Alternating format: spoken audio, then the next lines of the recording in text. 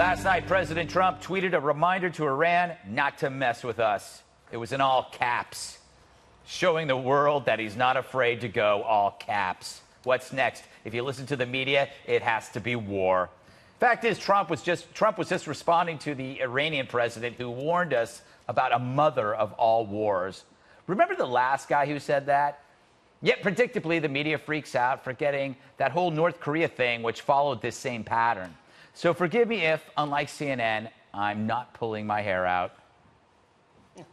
So I'll take a war of words over a war of worlds. Now, the media claims this tweet's a distraction from last week's summit. Yet how did that summit hurt Trump? For all the media shaming, he's at 45% approval. That's his highest so far. And we're happier with the country's direction than any time in the last 8 years. This confuses the media as they keep saying that Trump is the worst thing to ever happen since The View. Maybe because they've cried wolf so many times, even Blitzer ignores it. It's the gulf between what the media wants to matter and what actually matters. According to Gallup, in terms of importance to voters, the Russia collusion story rated so small it could barely be measured. It's under 1%. To Americans, Jesse's new haircut mattered more. And it's not even a good haircut. I mean, look at it. Look at it. It's bad. Very bad. Anyway, now the media will say that the tweet means we're all doomed. Not really. It's the mullahs who should be nervous.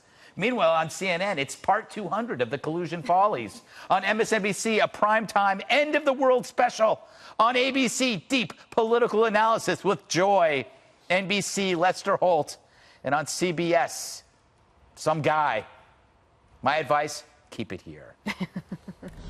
All right, Dana, we're seeing an evolution in tweeting, all caps. Thumbs up or thumbs down? It didn't start as all caps, but the crescendo. Yes. All caps, like he really means it. Yes. One thing I thought back to was in April of 2009, I think is when the Green Revolution happened in Iran. That's when the people rose up. Yeah. They wanted help from the United States. They did not get it. And so, here we are in 2018. Not that help could have definitely changed things, but they needed more help than they deserved. But I remember at the time, that was really started by Twitter. Right. And people on the ground were doing, and the mullahs had no idea what Twitter was.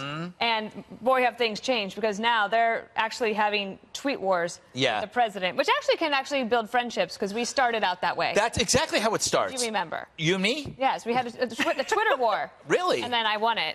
But the other thing is, I would say, I am happy to have the United States and the world talk about Iran for a week. Yeah. Because we've talked about Russia a ton. We've talked about North Korea a ton. Meanwhile, Iran does a lot of bad things all around the world, and I think that they're time to call them out on it. I think the other reason they're doing this is that the snapback sanctions happen in 2 weeks, and so the mullahs are about to feel the squeeze. The mullahs are worried. All right, Juan, isn't this a deja tweet? This is exactly how he began with the fire and fury with North Korea, and the next thing you know, Kim Jong-un is his best pal. Yeah, that's still apparently he's very irritated that nothing's come of that. Yes. Of those talks with Kim Jong-un. Right. But I will say this, to me, I'm still struck by the idea he is still among, even though his numbers bumped up in the Wall Street Journal poll to 45%, as you pointed out, still among the lowest of all modern presidents in terms of approval. And I think that when we think about Helsinki and Putin, it's because the Republican base is like a cult with Donald Trump. They just don't budge. They don't care. It doesn't matter to them. I was struck, though, by the whole media. See, I see you and Dana saying, oh, it's good. We need to talk about Iran. They're doing this. And I think to myself, I think Donald Trump is outfoxing everybody, because what he's doing is saying, let's talk about NFL players. But we're not. We're talking about Iran. Yeah. No, let's talk about Iran. Let's talk about the Federal Reserve raising interest rates. Let's talk about the FBI break into Cohen's office. Let's talk about tariffs on China. Let's talk about anything. But nobody talks about that. He talks about that anyway. I don't think he cares. But I also don't think he thinks Helsinki was that big of a deal. Like most of America, Jesse. Most of America is more interested with your strange haircut. My mother told me to stop talking about my hair, so I'm going to ignore that insult, Greg. I will say this, though. The same Democrats upset with Donald Trump for tweeting all in caps sent Iran billions all in cash. Oh. Juan. I'm looking at you. Yeah. Well, I'll tell you what I think about that in a minute. And the caps, it's like, was it Teddy Roosevelt, speak softly, carry a big stick? He speaks loudly and carries a big stick. And that's fine. I think what he's trying to do is say, we're going to respond when you're going to talk trash. He's an ultimate trash talker. And Iran is Putin's puppet. Yeah. And he's rhetorically blasting Iran, and he's actually bombing their other puppet, Syria. Right. So how is he in cahoots with the Russians? Such a great... It makes no sense. Yeah, no, it's so true. Katie, this has to do with Russia in a way, I would, and with Syria. It has to do with the Middle East as a whole. It has to do with foreign policy as a whole. Afghanistan. And Afghanistan. Right. You know, there is now this restructuring going on of the Middle East when it comes to everybody essentially becoming allies in a little bit of a way to go against Iran. And when you look at the, you know, what is being reported as Juan just tried to distract back to with all these other topics that we're not discussing right now, there are very serious things going on in Iran. And although we've been focused on other topics on the surface level with the media in the United States, there are very serious consequences to what could happen there. Inflation is 159% in that country. A third of the Iranian youth are unemployed.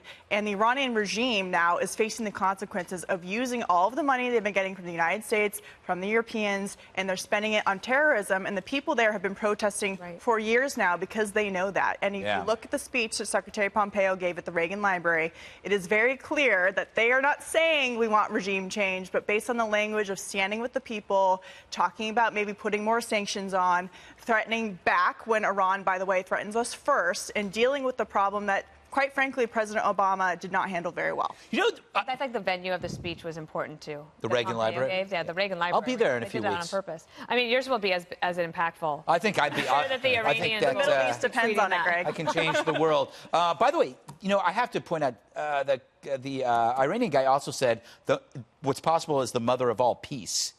Do you think that there was that's why I think that I absolutely believe that President Trump will say, why don't we just meet? Yeah, yeah. Okay, and then imagine when the Republicans lost their minds because Obama was like, maybe I should talk to them. Like, don't you dare do that. Didn't he try to meet him before already? Didn't? Yeah, I think there was like letters. Right? Yeah, a lot of letters. That's it. Here's I want to play a sound on tape from a network. Was it CNN? Yeah, double N. Yeah. Still a network, right? Yeah, they are. They're still around. They're hanging by a thread, though. It's about their wag the dog scenario. That this is actually a distraction. Roll it, please. I don't want to go full wag the dog, but I mean, we know that the president's strategy. It's a half wag. I mean, it's a half wag. It goes to here, not to there. It's very subtle wag. The president's strategy, he's employed it over and over. We would be foolish not to absorb it and recognize it. When he's embarrassed, as he was last week, he always looks for a distraction.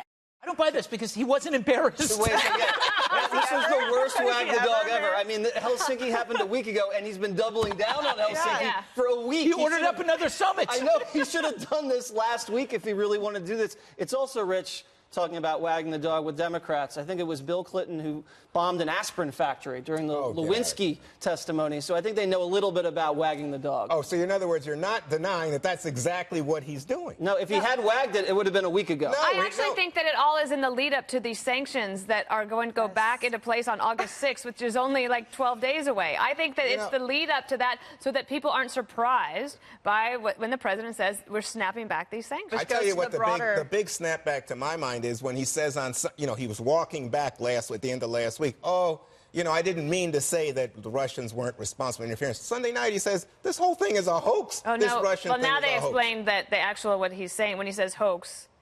Sarah Sanders said today what he means is that the accusation of collusion, that's the hoax. So would or wouldn't? You know what I mean? It's always like something, but he just keeps shifting it, and for some reason it satisfies the GOP. Well, I guess it depends what the meaning of is. Oh, yeah, there you go. But the Republicans in the House and the Senate, they're so afraid of the Republicans who march in lockstep to Trump that they are biting their tongues. But then you see people come out. But they do bite their tongues on Russia. Oh, they do, big time. This is nothing. Juan, it's nothing compared to the cult of Obama. Let's face it. For 8 years, the media did nothing but Obama's bidding. So please. Yeah. I work at Fox News. I know we weren't doing Obama's bidding. I'll tell you that. Well, look, as going back to Dana's point, which is the overall construct of how we're moving forward on Iran. We went through the Iran deal. President Trump got rid of it. There are going to be consequences moving forward for how the administration deals with the regime. And they are obviously looking at the idea of Iran not being able to sustain economically any kind of sanctions or further pressure the United States puts on them because it will lead to regime change, which the U.S. is not officially pushing for, but based on the things that have been said, the pressure that's been put on, Pompeo calling out the leaders by name and saying that they're hypocritical holy men and tweeting in Farsi to the activists on the ground there. This is an overall strategy for the administration. It's not just a distraction from Russia, because we've been dealing with this even before Trump became president on the campaign trail. Does anybody like the mullahs in Iran? I mean, the people. I mean, how much sway do they have? Well, I think that with the military, right? Yeah. So that they get the goodies, right? And so if you're, it's just a typical dictatorial regime. But I think the other thing that we forget is that in Afghanistan and in Iraq in particular, Iraq is actually doing much better from a law and governance standpoint, but Iran is causing additional problems, and they're moving into Afghanistan. And I think you forget, though, that there's a counter to the U.S. sanctions. I think U.S. sanctions, Katie, are going to have cause some pain for the Iranians. But don't forget, the other parties in what was a 6-party agreement on the Iranian deal are still in it, still doing business. And they're propping up a terrorist regime that funds more terrorism around the world. But I'm not arguing that point with you. I would agree that they are terrorists. But I would say this, that the U.S., by the United States acting unilaterally, we are becoming more isolated and weaker on the world stage. We should have our allies with us going against the Iranians. We shouldn't be separated out so that we can be identified by the mullahs as just the big bad Americans who think they're going to run the world. Okay, so do you think the president's tweet was strong or weak? I think it was a distraction from all his trouble with the Russians and Helsinki. So wait, we want to pull back, yet we want to run the world. No. How is that possible? Oh, because we talked. It's leading from behind. That's what he's trying to do. Oh, lead from behind. If he was that subtle, I would tip my cap to him. You'll be tipping your cap soon.